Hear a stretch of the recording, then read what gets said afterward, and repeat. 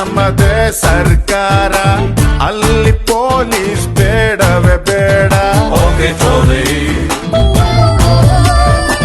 ನಾಡಿಗೆ ನನ್ನ ಹೆಸರಿಡಬೇಕು, ಸ್ಕೂಲಲ್ಲಿ ನಂದೆ ಲೆಸನ್ ಇರಬೇಕು.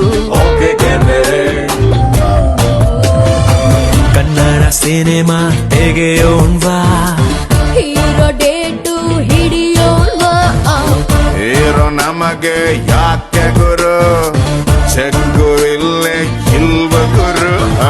ದುಡ್ಡು ಇದ್ರೆ ದುನಿಯಾರಿ, ಇಲ್ಲದಿದ್ದೋನ್ ಬೇಕಾರೆ.